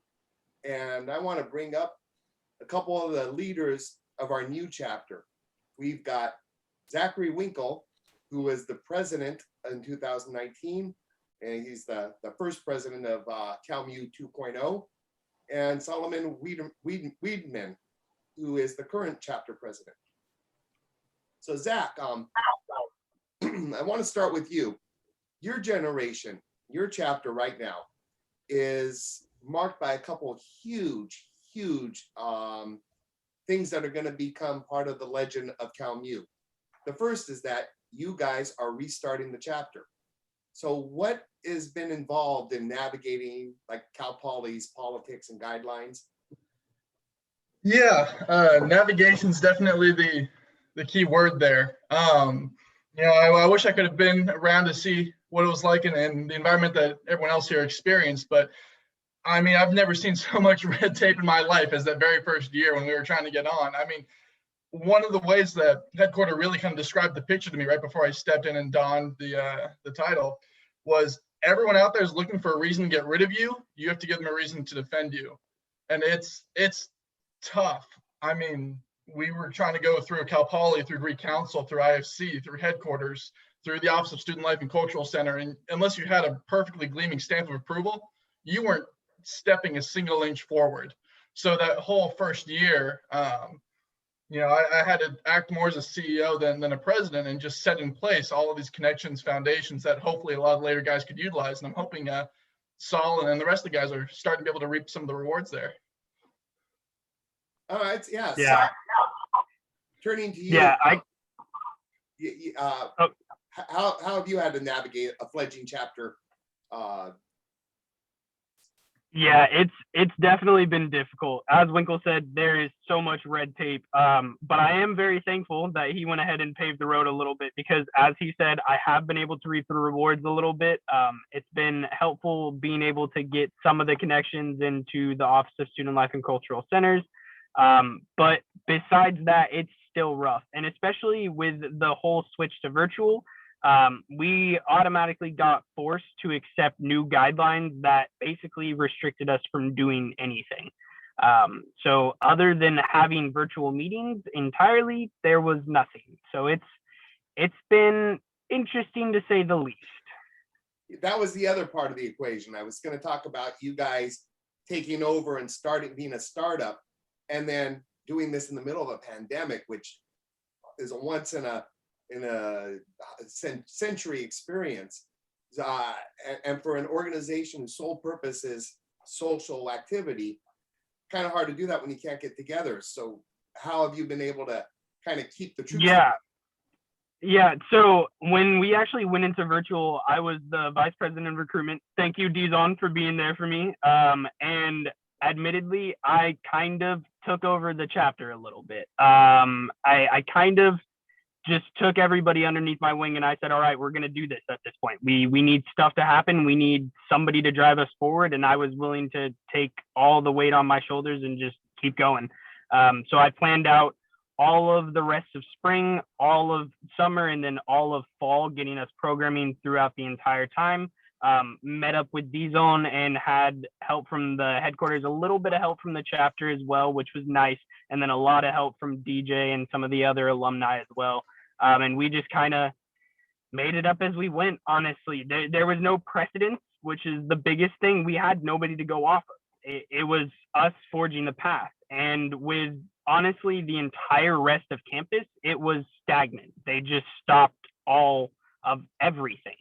Most of the chapters weren't even having chapter meetings. And I just decided, along with some of the rest of the e-board, that was just not acceptable. We weren't going to just disconnect and fade away as brothers. We were a brotherhood, so we have to be there for each other. And I tried to make sure as much as possible that we were there for the guys at least twice a week. And then we were constantly there via Discord and text message and just trying to stay together as much as possible. It was definitely not the easiest. I can imagine. And these are going to be the legends that'll be told, in 20 years when you guys are the old timers. Zach, I want to kind of circle back to you because you guys are very similar, but very different than the original Alpha class. Because your generation, you're a startup, just like the original Alpha class. But unlike the original Alpha class, you guys have this huge Cal Mu alumni behind you. And I would imagine that it's a huge resource, but I would also think it might be a whole lot of pressure. So I'm just kind of curious what having this giant tradition behind you, how that may have impacted the ability to get things off the ground. Yeah, just as you said, it was a huge resource, but also a fair amount of pressure. I mean, you have legends coming up, it's decades and decades behind us. When But at the same time, there was, and I'll be open, there's kind of a conflict between this mentality of, okay, we want to try to recreate what has been versus we want to create what the experience that we feel we should and would be most useful to the current undergrads, which is incredibly difficult to do. It's a very fine line to walk. And I think really getting off the ground is that nearly impossible feat. And I have nothing but respect for the Alpha Class too. I had the great pleasure of working with a lot of those guys throughout my tenure, especially Wiggins and Dennis, who were really kind of unofficial big bros before we even implemented a form of that program in terms of just guiding us. And kind of the last part to this question, if I can just throw in an extra 30 seconds, is offering just a huge thank you to all of the alums, all the ones on this call, all the ones who have been with me through 2 a.m. phone calls trying to figure out how the hell we're not going to lose the chapter, because I think there were 3 or 4 different parts where we almost did. And really, there was a point there. Yeah, there was a point there too where I was working 3 jobs trying to run the chapter and still going to school as a full-time student. And, you know, I kind of just graduated 5 weeks ago, and I think this is the first official public forum I get to announce it. But in about 3 or 4 weeks, I'll be having the honor of giving a valedictorian speech for the College of Business. And a big part of that is for all of the support that I had from the alumni. Again, to throw out 2 names again, it's Dennis and Wiggins. By all means, those guys helped me through so much. And again, Saul, if you can pass this over to the undergrads, thanks to all the guys there as well. I mean, there was one point where these guys pulled me aside, had a mini intervention with how much I was working, and just said, take it, your foot off the gas pedal. So, and because of that, I was able to really enjoy my last 6 months as a SIG Ep and as an undergraduate Bronco, and still achieve these things, but have a great time doing it. So really nothing but the deepest gratitude and appreciation for everyone who's here. Yeah, and even when I pulled you aside and told you to calm the fuck down and slow up a little bit and stop freaking out and taking control of everything, you still decided you were going to do that. But I love you so much, brother. Yeah, appreciate it, man. Yeah, and you know what? I just want to pick up on one thing that Zach said for you, Saul. I thought it was interesting when, you know, you guys have a very different fraternity experience than what all of us went through. It's with the Balanced Man fully implemented now, it's much more of a leadership preparation format. I'm kind of curious, what is your vision for what your fraternity experience should be? Well, so that's interesting in terms of what my vision for what my fraternity experience would be, because I kind of with Zach as one of those initial startups from that new class. It hasn't exactly been the fun, easygoing, just riding through time. So for me, I mean, I want to make an impact wherever I go and with whatever I do. So that kind of also piggybacks on top of that. But for me, I want to be active. I want to be engaged. I want to be pushed, honestly. If I'm not being pushed to be a better person constantly, then what's the point of saying that we're going to constantly build ourselves up to be better and balanced men? Because if we're not doing that, then why are we saying it? So I'm all about just reinforcing that leadership, professional development, everything about that. And right now we're actually pushing to partner up with Bronco Lead, which is one of the on-campus programs that are set aside to help out any of the leaders and try to train them up to be better leaders. So we're just reinforcing that into our brothers. I want brothers to get out of this having a great time. Don't get me wrong, but I don't want there to be any risk of us having anything happen in the future. Honestly, the Office of Student Life and Cultural Centers and fraternity and sorority life across the campuses are cracking down really hard on fraternities and sororities. And if we're not able to show that we're different and we're not like those other ones that are getting caught up right now, then we won't be lasting very long. So I want this to be a great, fun experience where the guys get together, we go to the park, we play ultimate frisbee, maybe kick around a couple beers or something, and then we go back home and we study, because ultimately at the end of the day, we're still students. So that's kind of what my great experience would be. Beers afterwards, not at the event. I swear. And one, I mean, we're pretty okay, much Ro isn't on the call. But I have one last question for you, Saul. What is the state of the chapter now? and the future? Where are we looking, and what numbers wise, and what is our next step? So numbers wise, right now we're sitting a little bit less than 20. With quarantine, it's been really difficult to connect with guys. And previous to that, we were just starting up, so we didn't have that big social media basis that a lot of the other fraternities and sororities had already.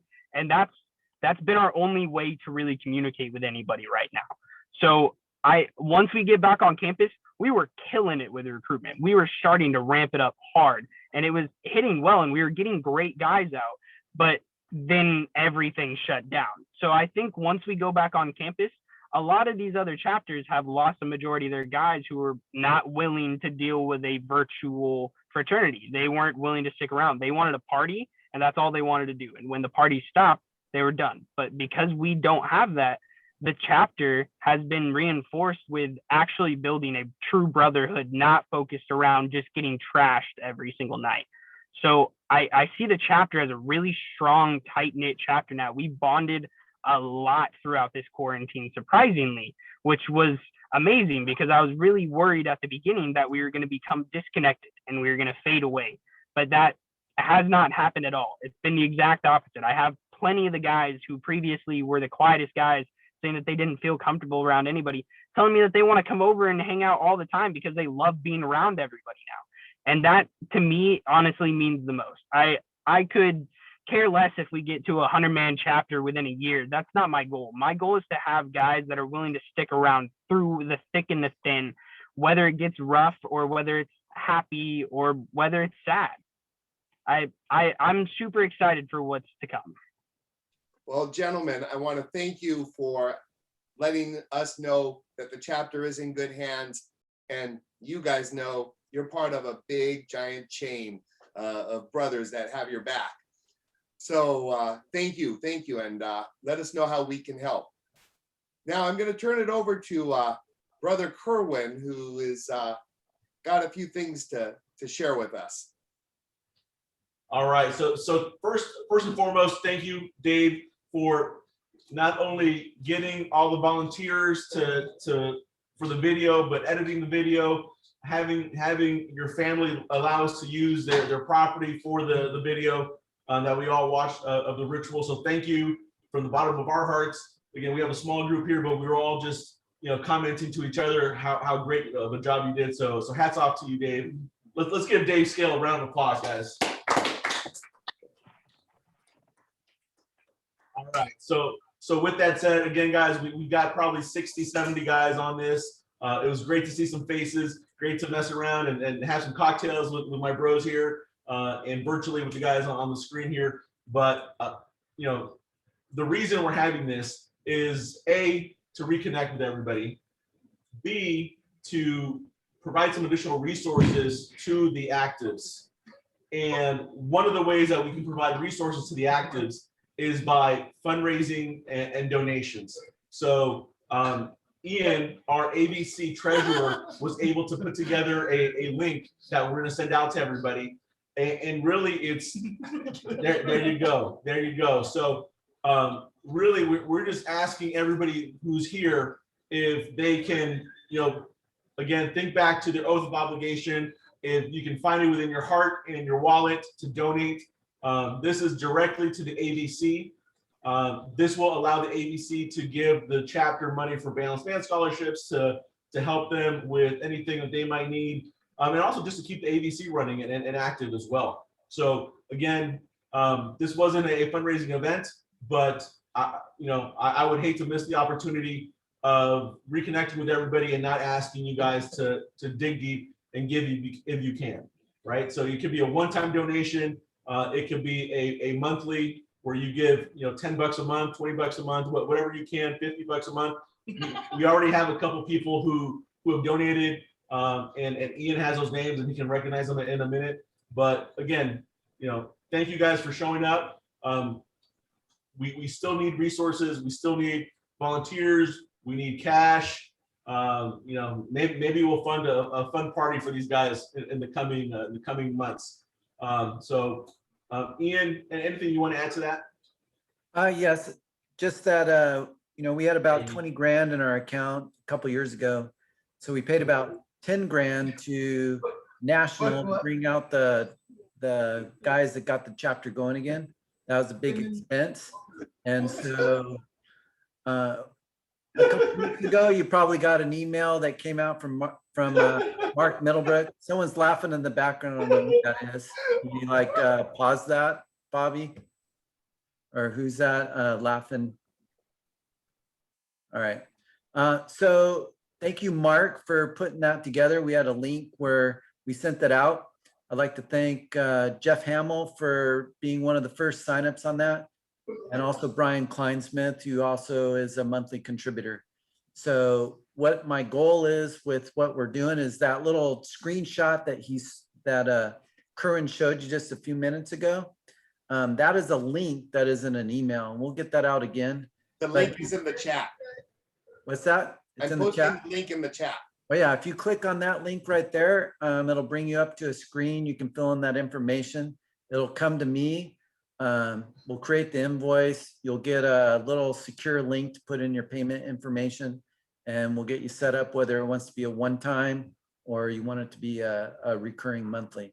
Recurring monthly lets us do a lot of stuff. So my goal is if everybody had an extra 25 bucks a month that they could spare, if we got 100 guys doing that, that's 2,500 bucks a month.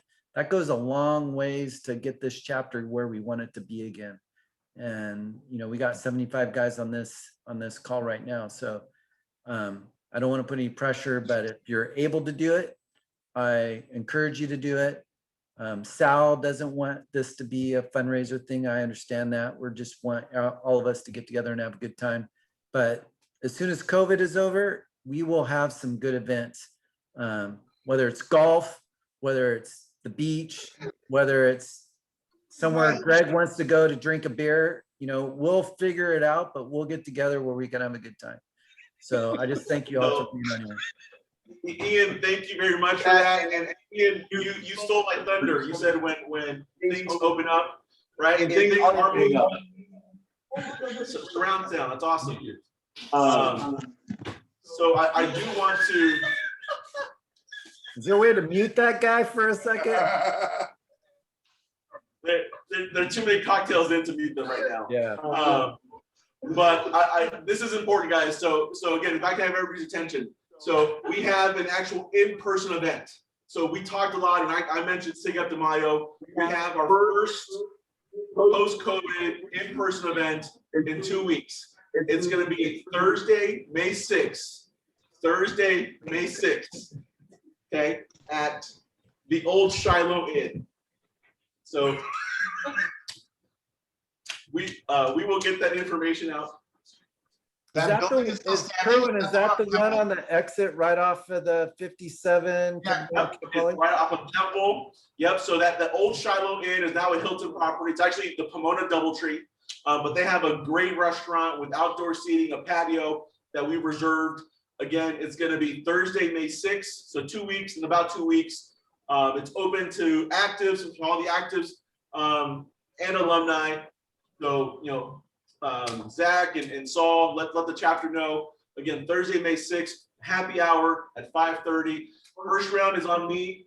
So looking forward to seeing as many of you guys there as we can. Again, the restaurant inside the DoubleTree Pomona is called Vita, V-I-T-A. We'll get emails out to everybody. But again, looking forward to seeing everybody in person in 2 weeks in Pomona. Awesome. Thank you, Kerwin, and thank you, Ian, for setting all of that up.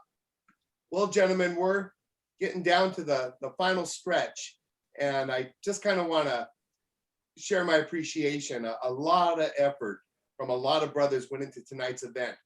And I want to start by acknowledging that at our 30-year banquet 11 years ago, some brothers donated some money toward a future CalMU history project. This is that project. And their donations helped offset the cost involved in producing tonight's event and getting those videos up to speed. And these brothers I was going to mention include Franco Pietrantonio, Jonathan Hayes, Van Quejo, Rob Patterson, Dr. Putnam, Jose Gomez, Rick Watson, James Monks, Mono Kimura, Alex Kim, Chuck Johnson, Steve Shaw, and Enrico Pietrantonio. Thank you for the donations. That really helped go a long way to make tonight's event possible. I also want to thank all of our panelists tonight. Though these guys were the movers and shakers of our chapter, and they helped create this juggernaut of a chapter that we had through all the way through 2010. And the interesting challenge that I had in organizing all this was the huge wealth of dedicated brothers that we had to tap into. And we only scratched the surface of all the guys who did so much for this chapter. And there's so many other stories and so many contributions of other brothers who we have yet to hear from. And hopefully sometime we'll be able to explore that. And this is just a testament to how deep the Cal Mu bench is. Then I really also want to acknowledge how much work went into tonight's project from the AVC. The ritual alone was shot over 2 cold nights and late nights at that. John Poly really stepped up and was willing to be our candidate in very cold weather. And Curran did a phenomenal job organizing the production for that. And Sal has been a steady hand guiding the ABC through getting this event set up. And Mark Middlebrook, I got to acknowledge, he made sure that all of our communications reached all of our brothers. And one personal observation I just want to share about our ABC. I really, really love the fact that every generation is represented in our ABC and is working together. And we truly are one Cal Mu family. And I've been with other chapter alumni boards. Not all chapters are like that. Not a lot of them don't have that tradition. I was with one chapter alumni organization. It was just the old timers, none of the new guys affiliated with the alumni. And the fact that we are this giant family is what keeps us coming back for more. So now, as we wrap up tonight's presentations, I wanted to call up Greg Hone and John Poly and everybody to lead us in our SIGEP toast. And I thought, let me see if I can set this up because some of you may not realize it, but it turns out that our SIGEP toast has more to it than what we know. So I'm going to take this and post it in the chat. This is our SIGEP toast here. And Greg, John, come on up here. Everybody raise a glass and feel free to unmute yourselves. Hey, no yawning, Sal. Here we go. Here we go. You should unmute everyone. Yeah, everybody. Unmute everyone, Dave. Once he unmutes you, you have to unmute yourself. So that's the way it works. Is that fucking Brad Sizemore?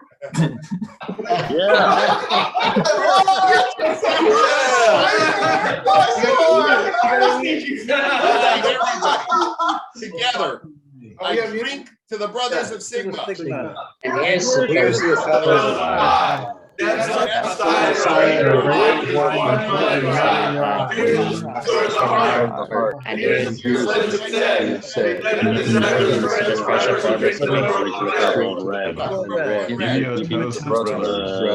wherever the brothers may be, here at the table or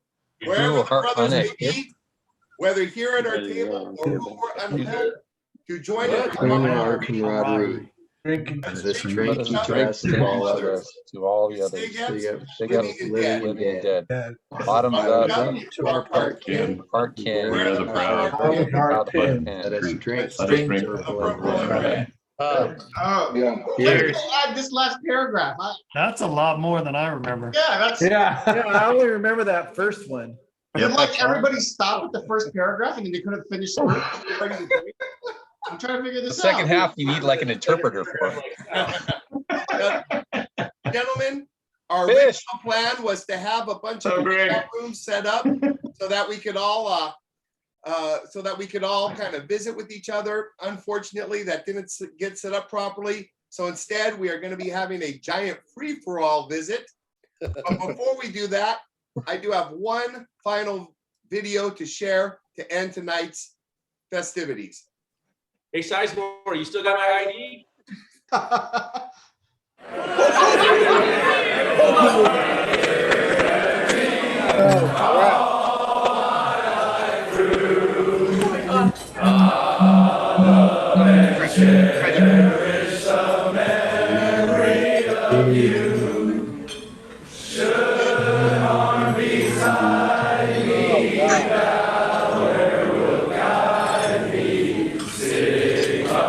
Sing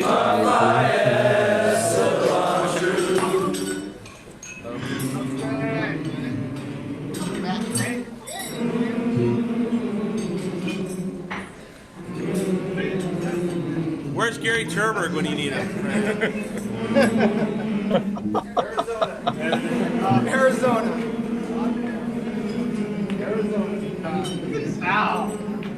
Sigma, dear Sigma, Phi Epsilon, true.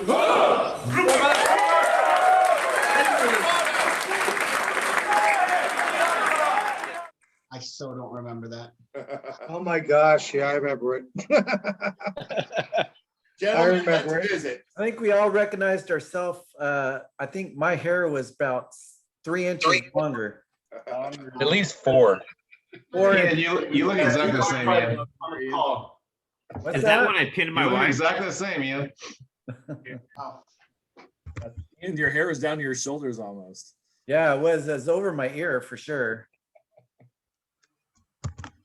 Well, that concludes tonight's festivities. Now we get to hang out and party. Sizemore, you got a busy night in Claremont? You got some squirrels to save? What's going on? So we put 18 fires already today. Oh, bullshit. You haven't done shit all day. You made pancakes for like 10 dudes. Dave knocked himself out in the trail at like 8 a.m. And since then, nothing. Since then, like 2 naps. Is this your first night on duty, or are you there for? Are you? I'm here. I work tomorrow too. Oh, okay. Yeah. You're stationed in Claremont? Yeah, I'm in Claremont. Come visit. Dude, I'm up the street. I was just riding through there today. I'm Which right station? I'm right up in town in the 210.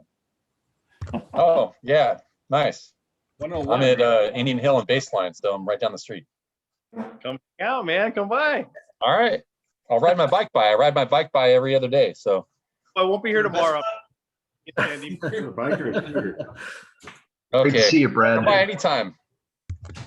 Greg, those firefighters have a bunch of cheap shit beer. Don't stop there for any beer. They don't They're have any beer terrible. there. They Are probably you don't have kidding any me? beer there. They have it in the back. Hey, Nate, our goal is to get our bros together with Terry and try and get a picture. Come on, dude. Is that you know back there? Hey Marvin, Hope you how's get a hold of Hawaii? Terry these days. Yeah. And has anyone tracked down Amir I actually or spoke with Cyrus Amir. or He whatever was- name he's? Amir was supposed to be on tonight, and he's stuck in Kazakhstan right now. Yep, that's where he's at. I hate when that happens. Yeah. He's not stuck there. He chooses to be there. He's got a big project there. So we WhatsApp a lot, and he WhatsApps me like at 3 a.m, and then I get him back at 3 a.m. his time. Nice. Do not disturb. Hey Brent, is that the big project you were in charge of behind you? I wasn't in charge of it, but I worked out, we built a lake in Hemet. Is that the Damagani one? Other people. What's that? Is that Lake Damagani or Damigani? Yeah, Diamond Valley whatever? Lake. Yeah. It holds more water than Lake Havasu. It's big. That's crazy. In fucking Hemet? But you can't have a boat on it. No water ski. Open it to voters. There's a boat in the background though. Is that a Yeah, fishing no boat? body contact, just fishing. Just fishing. Yeah. The fishermen love it because there's no crazy people driving jet skis around it. So if you like to fish, you should go out there. You should go to fucking Hemet? Yeah, Brent, I remember going out to do a permit job at City of Hemet, the building department. They had it like before that place was built, they were promoting that it was going to be a water ski place. Last time I did a permit job was Yeah. That was a bunch of lion realtors out there. That's what it was. It's gonna be the next Havasu. They're full of shit. Yeah. The next Absolutely. Amen, monks. So that's bigger than Havasu? It has more water in it. Yeah. Oh, it must be deeper because Havasu is pretty shallow, right? Yeah. It's real long and shallow. And a lot of people peeing in it. Yeah. Yeah. He's not here though. Hey, Next weekend, Ian. Next weekend, peeing in. Yep. Beckley, what's that picture behind you? What's that photo? It's the door, it's the house. Man, I knew I recognized that. What year do you think that is? That's probably about 91. Yeah, it's 90 or 91. I recognize the picture. Yeah, it's 90 Which or store is that 91. one? Is that American Bunch of- Avenue or a different one? That's American Avenue, man. Bunch Yeah, of celebrities. That's a bunch of Alpha Deltas with their pledge master trying to hump one of his pledges, Ken Barker there. Giving him the business while we were hanging at the door at the house. Yeah. Yeah, that picture kind of reminds me of something, because I think Sal mentioned this one of the last alumni meetings that we had, that when the chapter we lost the chapter in 09, a lot of the composite photos were all in a storage unit that never got paid, and all that stuff got disappeared. So yeah, if you happen to be alumni or know somebody who may have it in your garage, your mother, your father, your grandmother, you may have stored it there. Yeah, bring it back, especially on the large ones, because all that unfortunately all disappeared. We never, kind of history lost on those large, gigantic composites and stuff like that. So, here's one from when we were in chapter. Right in front of the letters is a grumpy garden. That's LJ's 240 SX right there. That was B. Brown's. That was Brian Brown's car. That was Brian Brown. Is that Brown? Yeah, that was Brian Brown's Acura Integra. Oh shit! I like the alumni photo that Alex has got behind him. That's great. Get fish. You remember that, Ray? That's the 10th year reunion. Yeah, and I think 31 years ago. Gary Cardozo looked like he was going to have a heart attack on that picture. I think Gary Turberg's like right in the middle in the bottom, right? Yeah, Right. Brett's He's like- down there. I see Yamasaki there too. And is that Bubba down there too, or? No, isn't that Daryl McCants? Oh, Yeah, Daryl. Daryl's in there. Gary. Yeah, back when we could carry 3 or 4 dudes on our back. All I know is I'm the one in the middle, and someone had their knee in my back that was like, that thing was painful. It wasn't a knee. I'm pretty sure it was. Yeah, you can't see you, Alex. Aren't you the guy at the very top? Yeah, Alex is at the top. Gary Cardozo, and I think that's John Galuzza next to Ian on the right. Yeah. John Galuzza. Fish, that's a great picture. I remember that one. That was what, our 10th anniversary said? Yeah, that was 10th year. Yeah.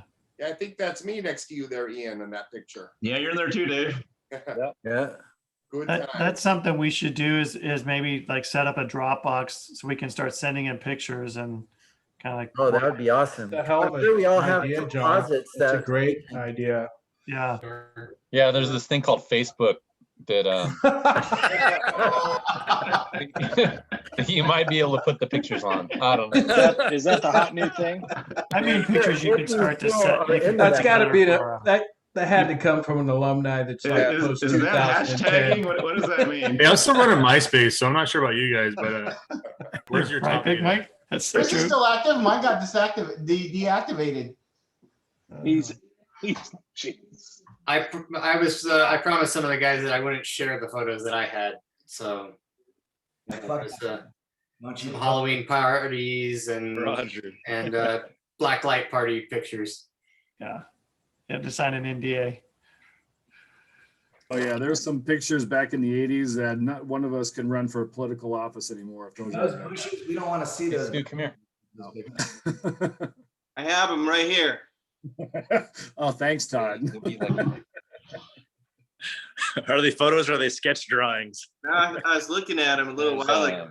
There's some incriminating evidence in here. There's Nate Khalil. Hey, Sue's on here with me right now for a second. So My money's paid for it. Nate Khalil's right there. John Fowler. Hey. Didn't you have us go out to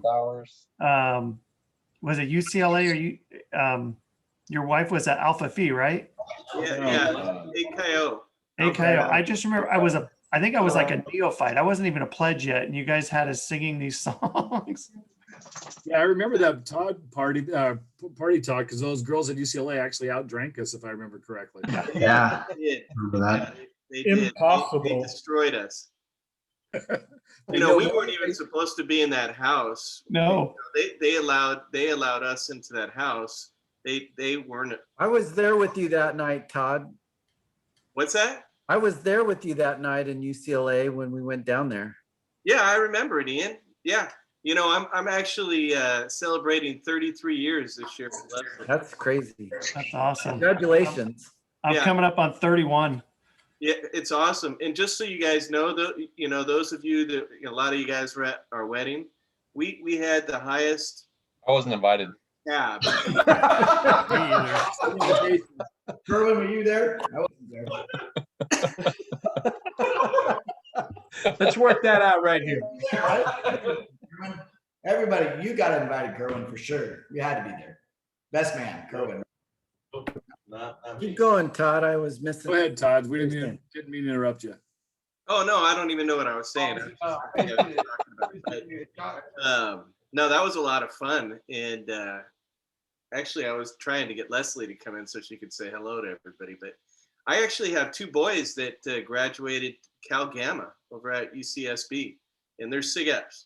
So both couldn't make it tonight, but it's awesome to have two boys. I mean, the first one, Todd Jr., he you know, like he called me up and he was rushing a couple houses, and I told him, I said, you know, son, you know, you've got to make the right decision, which is SIG-Ep, but you know, it's up to you that decision. Of course, he was happy that he did. Then our second son, Nathan, you know, he was going through, and we just both told him, you don't even have a choice. You just, you're a SIG-Ep. That's all there is to it. So, were they both undergrads together at Santa Barbara at any time? One of the years, yeah, the last year they were, together. So I got a similar story, Todd. So my son Josh, he went to Cal Poly San Luis Obispo, and Dave Calderon goes, "Are you there? Are you still on, Dave?"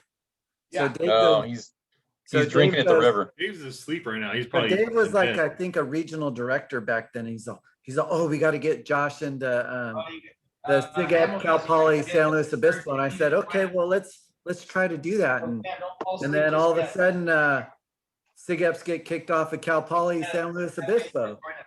And so he transfers to USC, and Dave Calderon goes, oh, we got to get Josh into SIG-Ep at USC. And it's like, he gets there and it's like, all of a sudden they get kicked off at USC.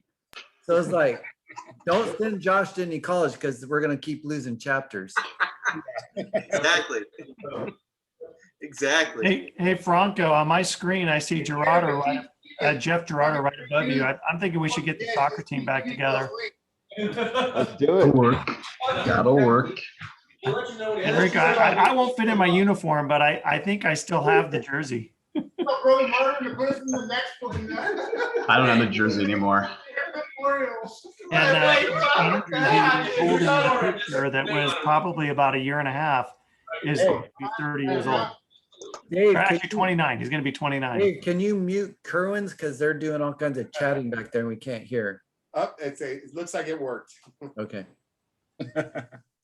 Hey, John Perales. Good to see you there, brother. Hey, big brother. How you doing, man? Good. Long time no see. I know. Hey, Greg, I've had a job for about a year and 5 months. Oh, nice. Every time we get together, I'm like either not working or it's a new gig, but that's the life of a nursing home administrator. What can I tell you? Yeah, well, you should be busy now. There's lots of old Oh my people. God, 2020. Yeah, I started on December 30, 19 at this one center. So, yeah. Yeah, we get a Christmas card from John every year, and him and his wife, they always have, they're into these mixed cocktails and these real fancy stuff. So every year we get a Christmas card with a picture of a cocktail. Yeah, I all I do is work and drink. It's all I do. Hey, John, the hair looks good though, man. I don't know how you're keeping it. You know what? There's some silver. If you can catch the light just right, you can see a couple.